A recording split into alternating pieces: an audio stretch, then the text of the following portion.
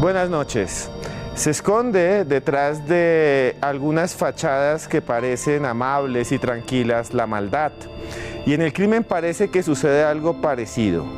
Seres, como usted y como yo, conocen personas que pueden ser bellas por fuera, pero por dentro parecen ser el mismísimo demonio.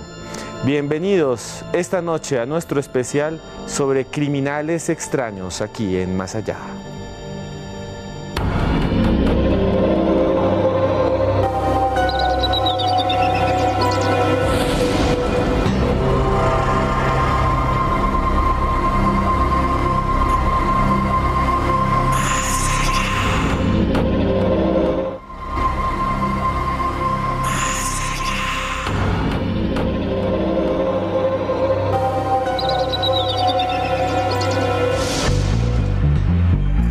Muerte, violencia, terror.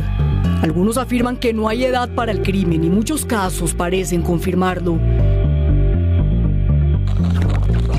Desde hace décadas se han registrado acontecimientos increíbles que parecen desafiar las teorías de la criminalística. Casos en los que están involucrados personas que son vistas como inofensivas por gran parte de la sociedad. Adultos mayores que dejaron de ser abuelos entrañables para convertirse en terribles asesinos en serie. Acontecimientos que han inspirado a directores de cine como Night Shyamalan para elaborar films truculentos como La Visita, en el que dos niños son aterrorizados por sus desquiciados abuelos durante unas vacaciones navideñas. Creo que la abuela no se encuentra bien. Tu abuela está bien. Los abuelos están muy raros. Sabía que me lo diríais. Ellos son así. Rodada con el estilo de un film falso documental, la película desató una gran cantidad de críticas en todo el mundo.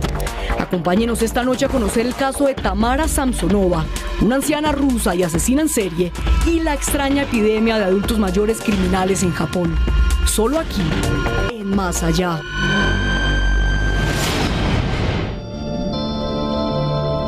Un programa para adentrarnos en la mente humana. Muchas personas piensan que los que se ven más tranquilos, inofensivos, son las mejores personas. Sin embargo, estas apariencias son aprovechadas por aquellos criminales o aquellos que en el fondo desean la maldad o atacan a otros. Esta noche es para eso y quiero decir que este tema lo escogimos gracias a sus comentarios por redes sociales. Ahí me escriben siempre, hablen de criminales como tales, como este, como el otro, por Instagram, por @cruzescribiente, por Twitter, por @cruzescribiente, y por eso tenemos este programa. Y tenemos hoy 3 invitados de lujo, 3 personas que nos sirven para abrir la puerta del misterio, pero sobre todo para abrir la puerta a las mentes criminales. Me acompaña el señor psicólogo, forense, escritor, ha venido muchas veces, ya lo conocen, Edwin Olaya. Muy buenas noches, Edwin. Esteban, muy buenas noches y como siempre es un placer estar acá contigo, con los televidentes. Vamos a ver unos casos de personas que la mayoría son adultos mayores, Sí. abuelos queridos que terminan siendo abuelos asesinos. Hay que advertir que la mayoría de los abuelos son los más tranquilos del mundo o son personas normales que por ser abuelos no son criminales y hay que cuidar a nuestros abuelos que incluso la mayoría son víctimas, ¿no? Sí, total. Digamos que por un lado, estadísticamente hablando, la población de delincuentes conformada por adultos mayores es muy pequeña. Uno, eso. Más pequeña aún si hablamos de delincuentes seriales. Y lo otro que tú mencionas que sí es súper importante es que en nuestra sociedad occidental el abandono del adulto mayor es obviamente un tema de alto impacto, sobre todo desde el desarrollo de la cultura y las tradiciones, ¿no? Entonces es un fenómeno de impacto social al cual sí debería prestarse la atención, pero desafortunadamente hoy vamos a hablar de aquellos que se portan mal. Claro, y eso es lo que llama la atención, como en los casos también de niños asesinos, casi no hay, pero los 2 o 3 son realmente para muchos algo que los atrae. Nos acompaña hoy también, es sociólogo, lo conocen en muchos medios de comunicación, trabaja en radio, en Blue Radio y muchos más, el señor Ricardo Forero. Muy buenas noches, Ricardo. Esteban, como siempre, un placer estar aquí y estar con nuestra teleaudiencia. Ese fenómeno extraño de personas de la tercera edad también delinquiendo porque los presiona en parte nuestra sociedad, ¿no? Lo que está pasando y que realmente es aterrador es que estamos teniendo una crisis de políticas sociales en torno a la vejez. Y eso está conllevando a que este sector tenga que acudir a una serie de estrategias y una serie de criterios que social, colectiva y culturalmente antes no tenía. Entonces la noción cultural respecto a la vejez antiguamente era inofensiva, de cuidado, sobre todo en las culturas latinas, en donde tenemos esta visión de que no tenemos esquemas de protección muy fuertes, entonces son las familias quienes cuidan. Ese parámetro ha venido cambiando progresivamente y estamos teniendo una crisis social muy fuerte frente a nuestros ancianos, que se representa en criminalidad, en abandono y en pobreza. Y también estamos con otro de los grandes criminalistas de este país. Lo ven ustedes en casi todos los medios de comunicación analizando casos. Y estoy feliz que esté aquí, el doctor Belisario Balbuena. Muy buenas noches, Belisario. Hola, Esteban. Buenas noches y mil gracias por la invitación. Vamos a hablar de crímenes extraños. ¿Hay crímenes extraños o todos los crímenes son extraños? No, hay crímenes que de alguna manera y precisamente por el estadio del ciclo vital donde está el agresor, el criminal, pues generan extrañeza, ¿sí? Como usted lo mencionaba hace un momento, en niños o en adultos mayores. No se espera o no es lo esperado que en estas etapas del ciclo vital precisamente surjan delincuentes y menos delincuentes que estén actuando con cierto grado de violencia. Por eso se constituye en algo extraño. Vamos a empezar con el primero. Hace poco Estados Unidos entró en alarma. Capturaron a un señor adulto mayor y ahora resulta que parece ser el peor o el más prolífico asesino en serie de la historia. Se llama Samuel Little y así lo reportó Red Más Noticias. Samuel Little, el mayor asesino en serie de Estados Unidos. Samuel Little tiene 78 años y podría pasar a la historia como el mayor asesino en serie en Estados Unidos según su confesión. Cumplía 3 condenas perpetuas en Texas por el asesinato de 3 mujeres y cuando el panorama no podía ser más oscuro, una nueva revelación dejó fríos a los investigadores. Aseguró haber estrangulado a 90 personas, principalmente prostitutas y drogadictas. De esos 90 asesinatos que asegura haber cometido la policía, ya ha logrado verificar 34. El exboxeador fue arrestado en 2002 en un refugio para personas sin hogar para enfrentar cargos por drogas. 2 años después fue condenado por el asesinato de estas 3 mujeres en Los Ángeles entre 1987 y 1989. Son muchos los casos que estaban sin resolver y archivados en por lo menos 14 estados de todo el país. Ahora están siendo desempolvados tras la escalofriante confesión de Little. Sus testimonios serían tan precisos que las autoridades creen que puede llegar a ser cierto. Su modus operandi sería ganarse la confianza de las víctimas, mujeres dedicadas a la prostitución o adictas a la droga para poder golpearlas, violarlas y estrangularlas hasta la muerte. El caso de Samuel Little, realmente impresionante. Doctor Olaya, es que esto es increíble. Cogen a alguien en un refugio porque un problema de drogas. Tiene ya casi 80 años y cuando lo llevan preso le dice a la policía, no, es que yo también maté 90 personas.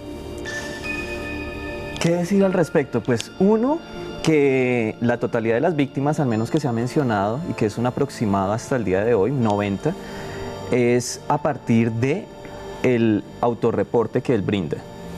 Eso en este momento es objeto de investigación por parte de todas las entidades en Estados Unidos, porque no es la primera vez que un delincuente, al ser capturado, refiere a haber cometido más delitos de los que en realidad ha cometido. El caso de Otis Toole, también un asesino en serie en la historia norteamericana, mostró que cuando decía haber matado en un lugar, ya le había dicho a otros investigadores que había matado en otro lugar en el mismo tiempo. Entonces, en realidad, Otis Toole no mató muchas personas.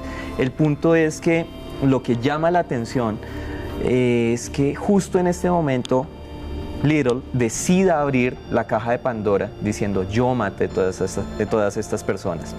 Y uno podría aventurar a pensar que posiblemente es porque ya no tiene nada que perder.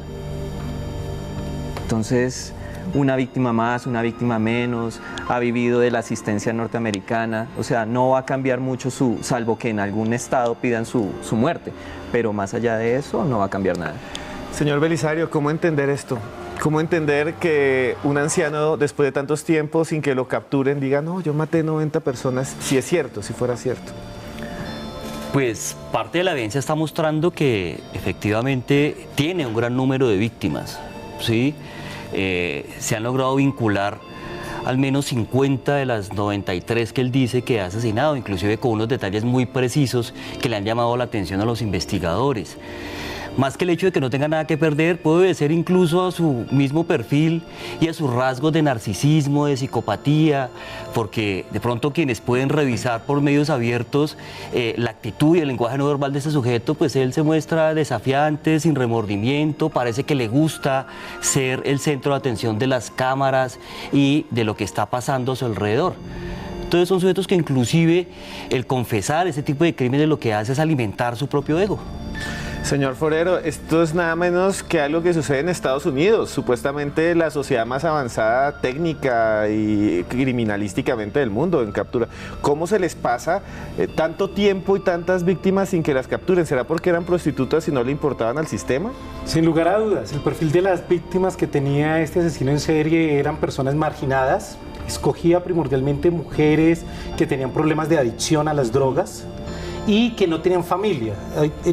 Yo creo que muy racionalmente, muy calculadamente, escogía el tipo de víctimas que no presentaban procesos de denuncia. Es más, fue capturado justamente por la denuncia de una de las víctimas, su hermana, empieza a hacer el proceso de investigación.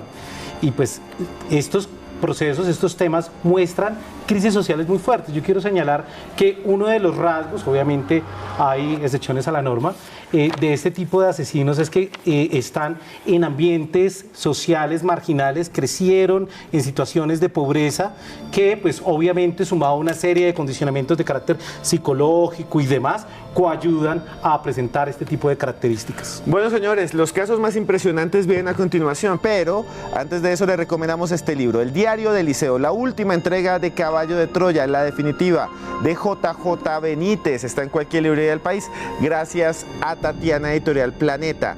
Y también tenemos el numeral de esta noche, que lo van a ver aquí, Crimen Más Allá. Escríbanos lo que quieran, ahí les voy a dar retweet y les voy a dar comentarios y ya volvemos porque después de estos comerciales sigue Más Allá. Continuamos en Más Allá en esta noche dedicada a los misterios de la mente. Vea, quiero saludar de mucho corazón a Emi Moreno, @EmiMoreno13, que siempre está ahí, gracias. También a Jenny Garzón y también muy fuerte a Dixon Giraldo y alguien que es FJ Crespo. Siempre ustedes han estado ahí, no los había nombrado en otros programas, se les quiere de todo corazón.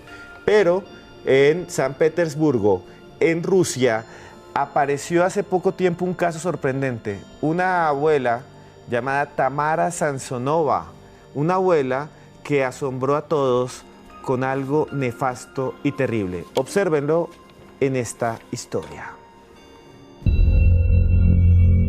Tamara Samsonova, la abuela destripadora.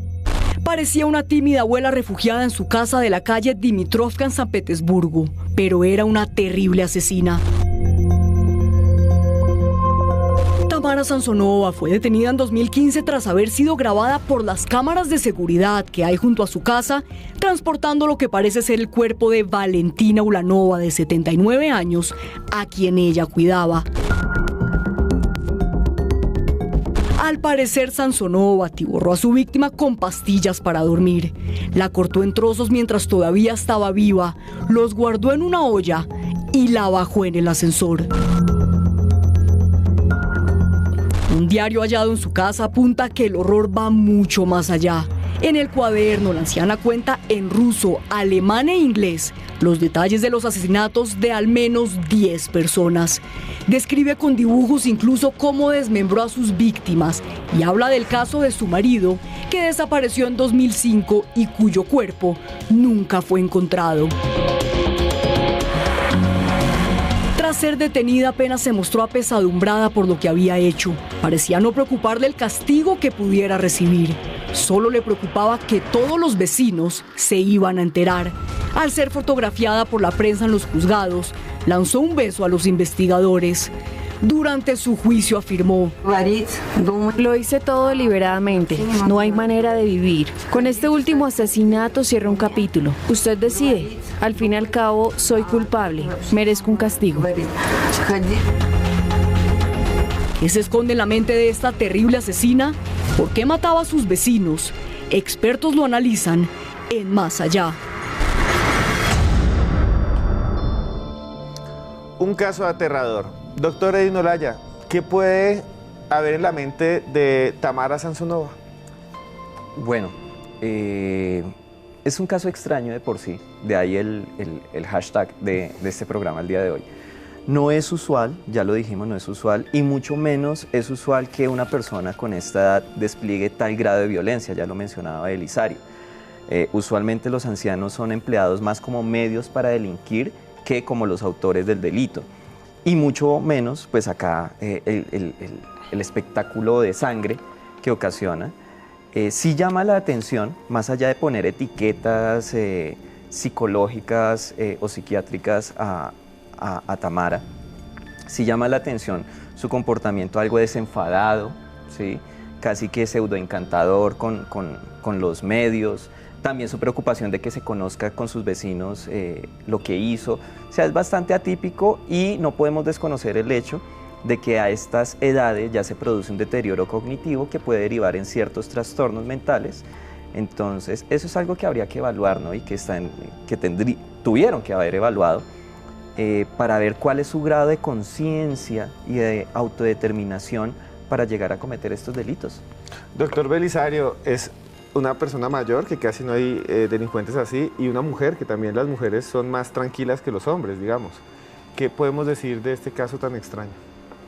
Bueno, a mí me llama la atención que pues no tenemos información de cuándo específicamente empezó con su trayectoria criminal. Me llama la atención la edad que tiene en este momento y también que no tenemos aún una explicación neurológica o neuropsicológica de su comportamiento, que puede ser muy propio de esta edad, ¿sí? Entonces, digamos que sería apresurado afirmar en relación con su género por qué esta mujer empezó a cometer esos crímenes. No sabemos incluso desde cuándo.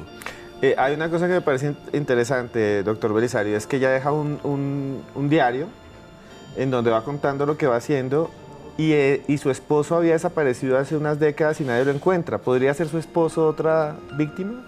Puede ser, sí, y el diario incluso me hace pensar también en algunos aspectos de autodeterminación, sí, de que no hay un arrepentimiento verdadero como ella aparentemente lo manifiesta ahí, pero todo eso debe ser analizado en conjunto.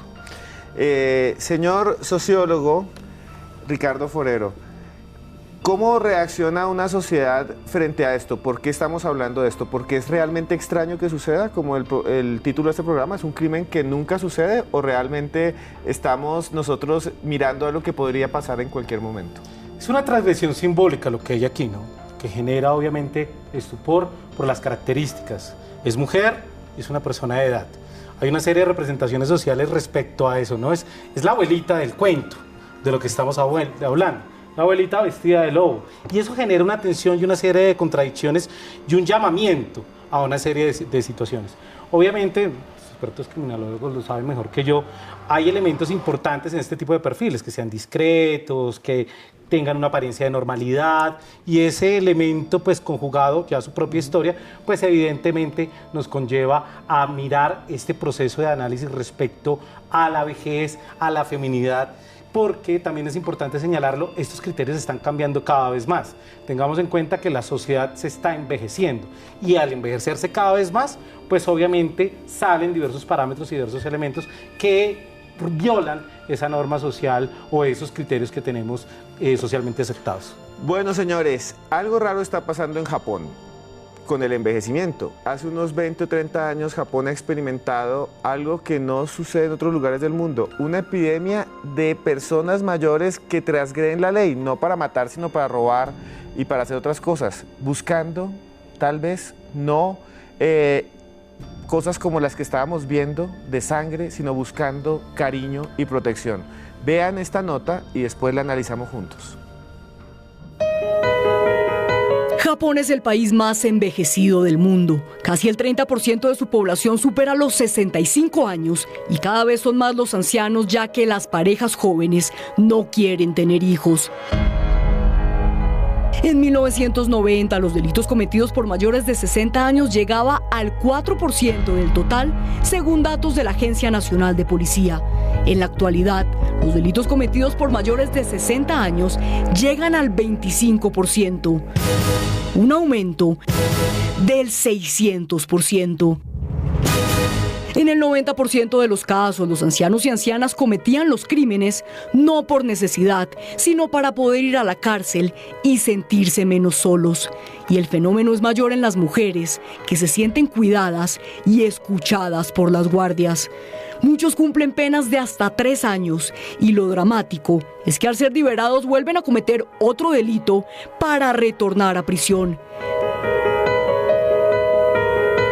5 de cada 10 robos cometidos en tiendas son realizados por ancianos. Robar un sándwich de un valor equivalente a $3 implica una pena de prisión de hasta 2 años, por lo que al salir, roban otra vez un sándwich. De esa manera, la pena es de 5 años de prisión. Muchas cárceles parecen geriátricos y el gobierno debió dar cursos especiales a guardias y personal de seguridad de esos lugares para el cuidado de los presos. Esto trajo otro problema al gobierno. En los últimos 3 años, el 33% de las trabajadoras de las cárceles renunciaron a su puesto. ¿Qué se oculta detrás de este extraño fenómeno social? Lo analizamos aquí, en Más Allá. Esto sí es extraño y vamos a empezar por el sociólogo. ¿Cómo suben 600% los casos de crímenes y cómo la gente adulto mayor hace crímenes o comete crímenes para irse a la cárcel? Es absurdo. Japón es uno de los países con mayores tasas de envejecimiento a nivel mundial. Tiene una crisis de natalidad y tiene obviamente gran parte de su población con tercera edad. Aquí se juntan varios fenómenos. El primero es, tenemos una crisis en relación al cuidado de la tercera edad. Fue una generación que dejó de tener hijos, entonces sus vínculos sociales y familiares desaparecen, por eso están diciendo estamos solos, no tenemos quien nos cuide. El otro es, tenemos una crisis de pensiones, no estoy hablando de Colombia, no estoy hablando de Japón. Tenemos una crisis de pensiones porque Japón, al tener una gran cantidad de su población en esta edad, pues obviamente las generaciones posteriores pues no logran cubrir ese déficit social que hay ahí. Y esto viene acompañado de otro gran fenómeno y es la carencia de políticas sociales con la tercera edad. Ojo, porque esto es un problema que se está presentando ya en Colombia.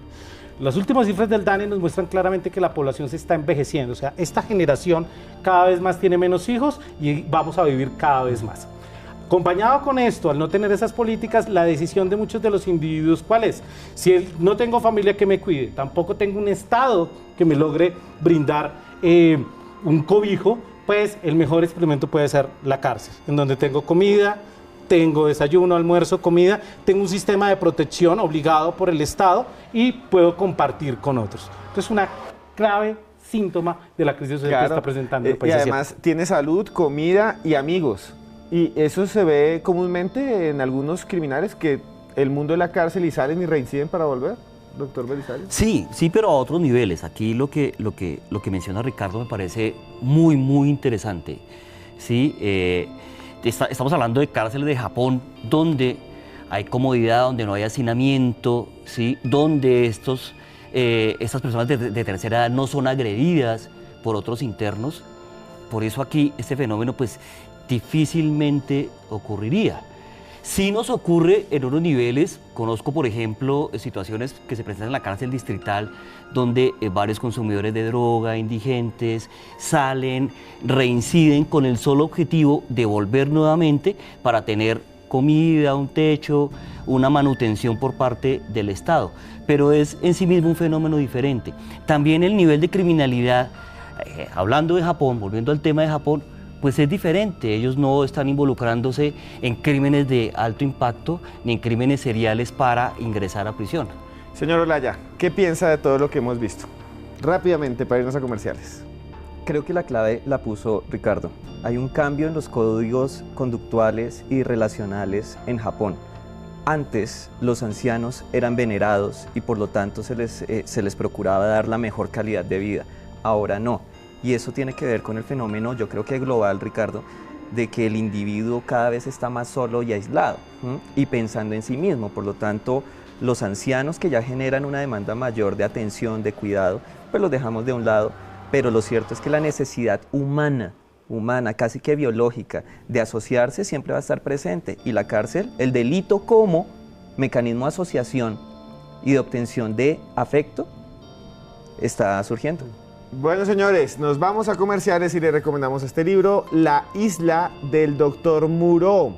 La isla del Dr. Moreau de Planeta y también La llamada de Tulu o de Cthulhu. Los dos los pueden conseguir en cualquier librería gracias a Planeta de Libros. Ya volvemos, tuiteen todo lo que quieran y el caso que viene va a ser aún más espeluznante aquí en Más Allá.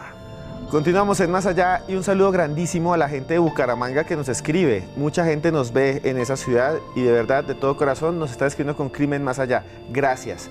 ¿Ustedes qué piensan de lo que estábamos hablando? El envejecimiento ha empezado a copar nuestras sociedades porque casi antes no llegaba nadie a viejo. Ahora vamos a llegar muchos, espero, a viejos y las estadísticas cambian y el mundo cambia. Sí, aquí lo que estamos teniendo es lo siguiente. Dada pues, los avances médicos que estamos teniendo, la esperanza de vida en el mundo, no solamente en Colombia, en Japón, se está incrementando. Entonces cada vez más tenemos más ancianos, personas que duran cada vez más. Hay gente que está pasando fácilmente la barrera de los 100 años, eso era imposible en otros periodos históricos. Y estamos teniendo bajas tasas de natalidad. Pero hay aquí un tema cultural muy importante y es una obsesión por la juventud. Una obsesión clara en donde la juventud es el valor sagrado de la sociedad y prácticamente se está desdeñando el tema de la vejez. Entonces lo que estamos teniendo es que dedicamos muchos recursos, mucha atención social a la juventud, a esa primavera que tiene la vida, pero baja atención a la vejez. Y estos temas que se están presentando se están dando porque también es un llamado a que la sociedad atienda a sus ancianos. Yo creo que la calidad de una sociedad se mide en el cuidado que tengamos a los niños y a los ancianos. Bueno, señores, después de esta reflexión, les vamos a presentar a alguien que es nuestro colaborador en España, el señor José Manuel Frías. Él es criminólogo y nos envía un informe sobre uno de los criminales mayores más aterradores de la historia. Véanlo a continuación.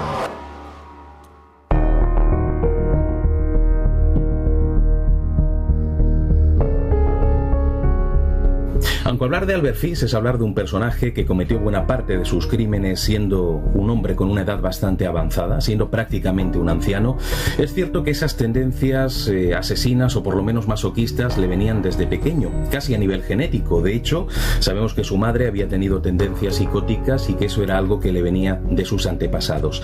Albert nace en Washington el 19 de mayo de 1870 y ya siendo un niño demostró tener unas tendencias masoquistas bastante pronunciadas.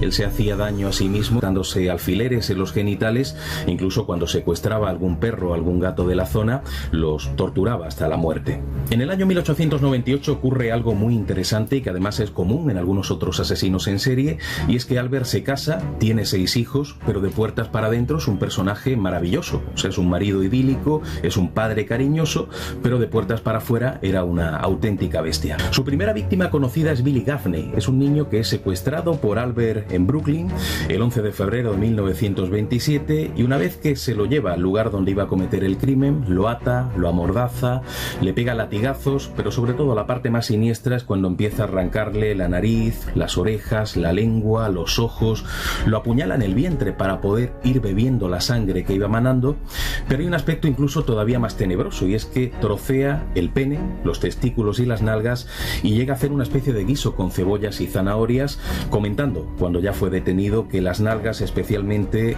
eran tiernas y jugosas. A partir de ese momento fue cometiendo diferentes asesinatos. De hecho, el propio asesino reconoció haber matado a 500 niños, aunque solamente se pudieron comprobar 15 asesinatos. El asesinato por el que finalmente es detenido es el de la niña Grace Budd, de 10 años, a la que secuestra en junio del año 1928, y el propio asesino, Albert, llegó a escribir una carta que le envió a la madre de la criatura donde explica todo lo que hizo con ella.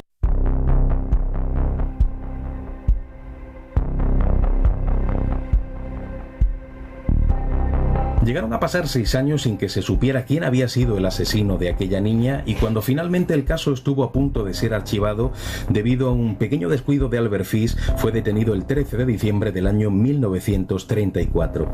Y debido a todo lo que contó, a todas esas historias tenebrosas de un hombre que bebía la sangre de sus víctimas, fue conocido popularmente como el vampiro de Brooklyn. Y Albert Fish contó y confesó todos sus crímenes sin ningún tipo de pudor. Él explicaba cómo utilizaba grandes cuchillos jamoneros, sierras afiladas para poder trocear los cuerpos de sus víctimas. El 11 de marzo de 1935 se produjo el juicio contra Albert Fish, en el que además fue diagnosticado de psicosis paranoide y fue condenado a muerte. Aquel ajusticiamiento se produjo el 13 de enero de 1936. Se utilizó para ello la silla eléctrica del penal de Sing Sing. Finalmente sus restos fueron enterrados en la misma prisión.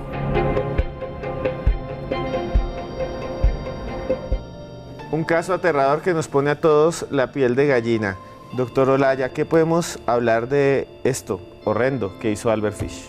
Bueno, primero es un caso icónico en la historia de la criminología, por lo atípico y precisamente como lo mencionas también por el hecho del grado de violencia, de crudeza en todo su despliegue. No es solo lo que hizo con los niños, que de por sí ya es horrendo, sino también el acompañamiento de otras conductas, el canibalismo elaborado, ¿sí? Porque no es solo tasajear y comer, sino tasajear y cocinar. Que eso también tiene mucho que ver con la época, ¿no? Hay que pensar también eso, que muchas de estas conductas de canibalismo en Estados Unidos, en Europa, están como concentradas en esta época. Pero también el grado de tortura psicológica, de violencia psicológica hacia la mamá de la niña, al enviarle una carta, los televidentes la pueden ubicar en internet, es fácilmente ubicable, pero es bastante gráfica, en la que le describe paso a paso qué fue lo que hizo con su niña y cómo fue su experiencia individual, comiendo la carne y las partes, etc. Es un sujeto realmente desviado, una conducta totalmente desviada al nivel social, por supuesto. Y aquí estamos viendo como los dos polos que hablábamos hace un momento, ¿no? La vulnerabilidad por un extremo de los niños y como un anciano, siendo del otro extremo, es quien termina vulnerando a varios pequeños, ¿no? Paradójico y realmente raro, Albert Fish. Doctor Belisario, ¿qué podemos hablar de este caso tan famoso, digámoslo así? Pues es sin duda la representación de la maldad, porque esto ya sobrepasa los límites de alguien en la tercera edad y que incluso de esa manera, como lo hizo a través de la carta que escribió con el brutal homicidio de la niña Grace, pues se ufana también de la forma como él realizó ese crimen, algo que usted jamás esperaría de alguien de tercera edad, de un anciano aparentemente sumiso, aparentemente débil, ¿no? Es sin duda icónico, como lo mencionaba hace un momento Edwin, y sorprendente en relación con la forma como cometió los crímenes. ¿Usted cree, doctor Belisario, aunque no está comprobado, que es probable que él en su juventud haya actuado similar o solo sucedió al final de sus días? No tenemos evidencia para afirmar eso, ¿sí? Y además por la época, una época en que también el desarrollo forense pues no estaba lo suficiente como para poder analizar, por ejemplo, neurológicamente qué era lo que pasaba con Albert Fish. Entonces no lo sabríamos, pero sin embargo no hay ningún antecedente referido a su juventud.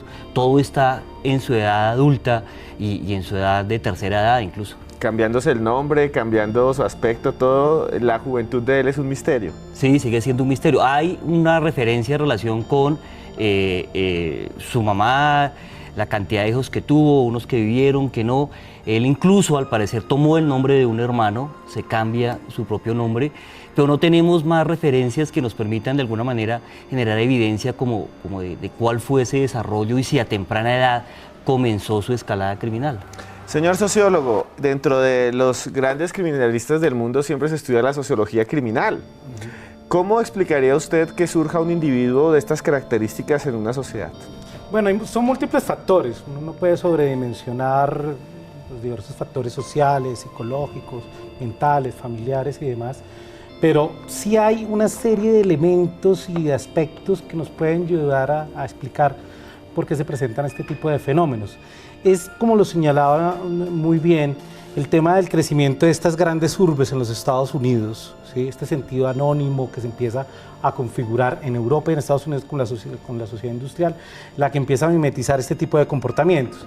Esto dentro de la sociología criminal es el tema de la desviación, ¿no? La desviación a la norma y el choque, lo que acabamos de ver, que es el choque con el tabú, o sea, meterse con niños, ese procedimiento rompe socialmente el criterio, tan así que la pena es la muerte y creo que es general, o sea, hay un consenso en ese momento, ahora y después, de que la pena solo era esa. ¿Por qué? Porque se rompe esa estructura del tabú y lo socialmente aceptado dentro de la sociedad. Hay otra cosa que vimos ahí que era como el uso de él mismo, de su propio cuerpo, como un mapa de dolor, porque se clavaba él mismo puntillas y alfileres. Ese comportamiento... Lo que uno puede llegar a pensar, y es más, está documentado en redes sociales, en internet y demás, y en diversos estudios sobre el caso, es la posibilidad de que Albert estuviera padeciendo dos parafilias, además de sus rasgos de personalidad, etc., relacionados con el sadismo y con el masoquismo. Recordar que en el sadismo el placer se obtiene es provocando dolor en el otro, ¿sí? Y ese dolor puede ser físico y psicológico, en tanto que en el masoquismo el placer llega, es de la experimentación del dolor, sobre todo físico. Entonces es un comportamiento, o sea, es una mezcla que de ser cierta, porque igual lo que decía Belisario hace un rato es muy válido, no tenemos al detalle la información, pues porque las ciencias forenses estaban todavía en ciernes, no tenemos el despliegue de hoy en día, pero ciertamente nos da el retrato de una persona representativa de la maldad, por utilizar el término de Belisario. Listo, señores. Están escribiendo preguntas por acá con el numeral Crímenes Más Allá, pero nos vamos a comerciales y después tenemos más historias espeluznantes aquí en Más Allá.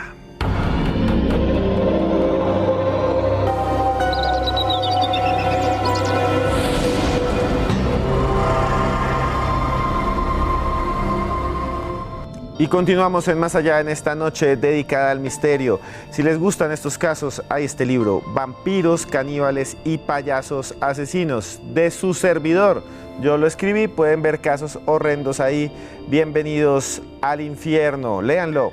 Señor Forero, vea, es que nos están escribiendo un montón y no voy a pasar antes a Joana, que nos está esperando para la nota, porque han hecho una pregunta y es para usted. Aquí escribe @Topillo Pérez, y escribe Elisa Martínez, y escribe un montón de gente que si usted cree, como sociólogo, que un caso como el de Albert Fish, si pasara en Colombia, debería ir a la pena de muerte.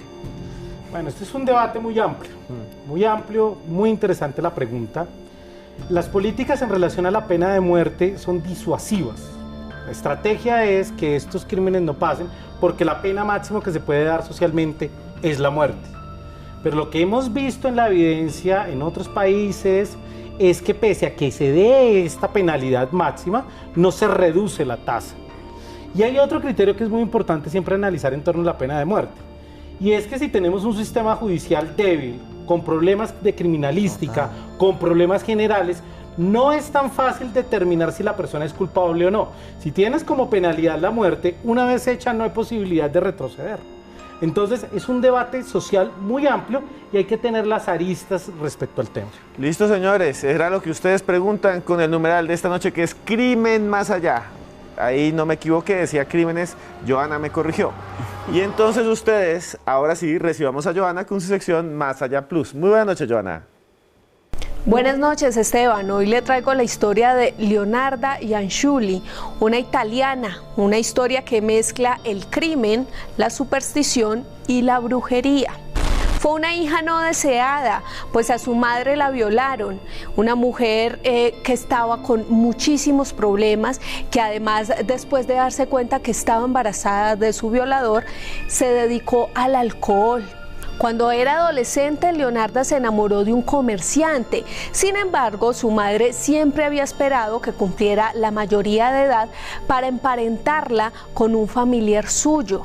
Por eso la madre la maldijo y le dijo que jamás sería feliz con su esposo. Leonarda finalmente se casa con este personaje y queda embarazada 17 veces. Sin embargo, de estos bebés solo quedan vivos 4. Por supuesto, Leonarda cree en esa superstición y en esa maldición que su madre le había dicho. Y a partir de allí empieza todos sus estudios en el mundo esotérico. Empieza a leer las cartas, empieza a aprender un poco de hechizos y de brujería. Y se convierte en una especie de asesora de sus amigos y vecinos. Pero el punto clave de esta historia tiene que ver con su hijo mayor, con Giuseppe, el joven que ella más quería de sus 4 hijos. Este joven es enfilado en el ejército italiano y además lo envían a combatir en la Segunda Guerra Mundial. Leonarda, muy desconsolada, decide empezar a hacer una cantidad de hechizos para que a su hijo lo devuelvan y para protegerlo de alguna manera. Y piensa además que para ello debe hacer sacrificios humanos. Y es allí cuando empieza toda su historia criminal. Con engaños le dice a una de sus amigas y vecinas de nombre Faustina Setti, esta mujer que ustedes ven en la fotografía, le dice que le va a leer las cartas, que sabe que hay un hombre enamorado de ella y que ella le puede ayudar para que llegue más rápido a sus brazos. Cuando están en medio de la consulta, le da una copa de vino, unos calmantes y después con un hacha la destroza. Días después invita a su segunda víctima, Francesca Suavi. Cuando llega a su casa, la descuartiza viva.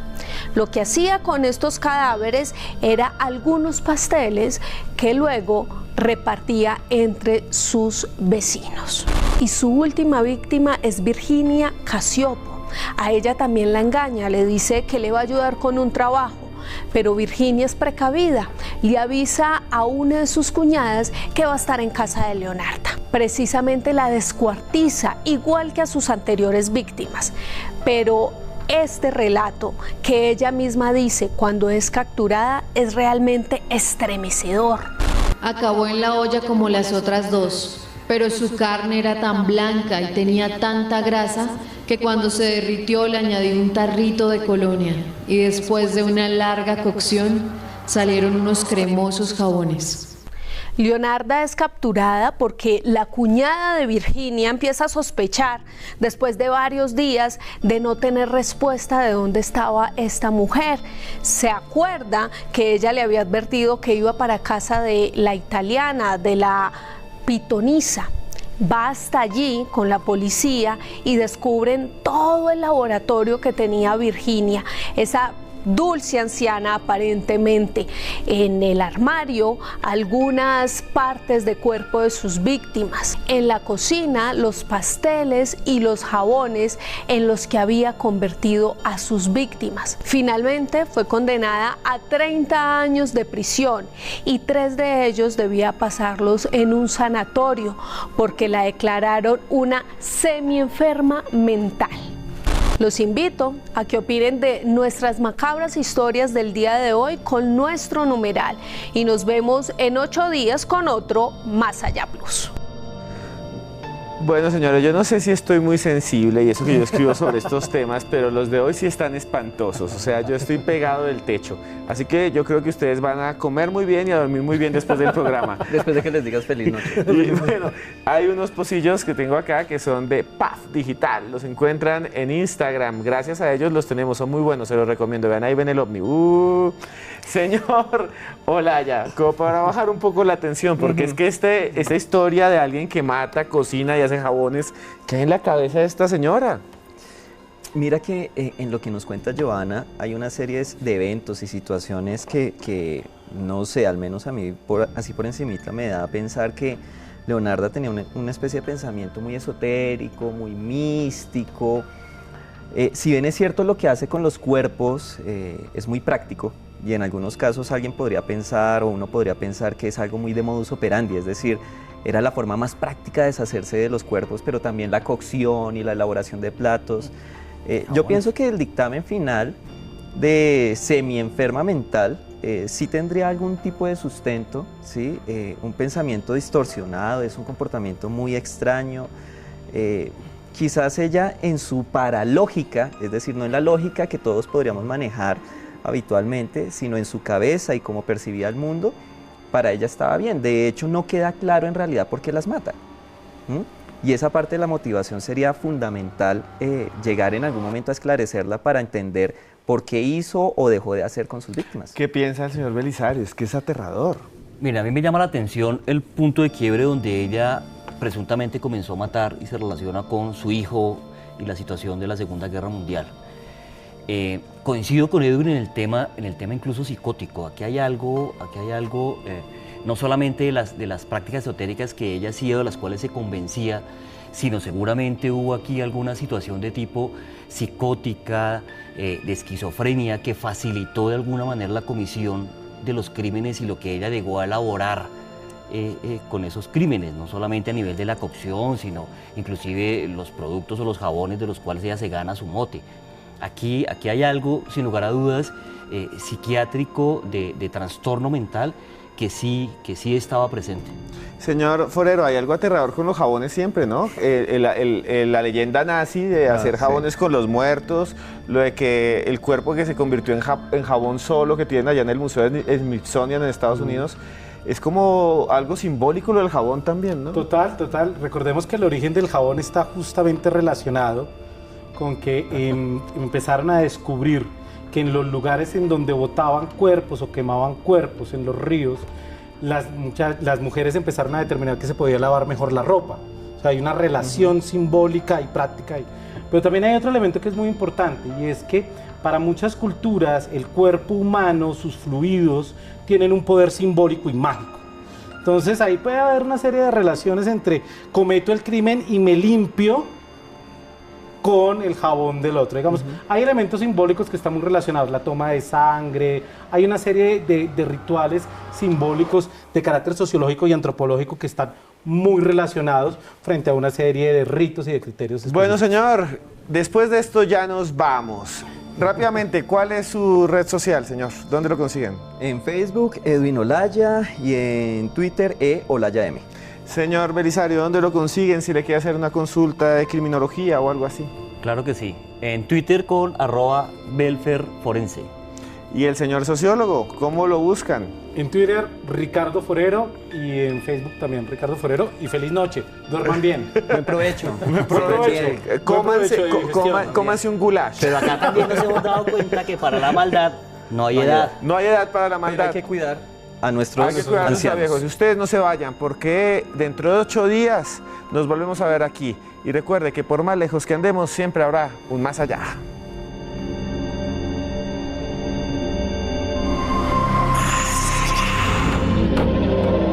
Y si les gustó este tema sobre criminales extraños, tenemos más programas como este que está aquí.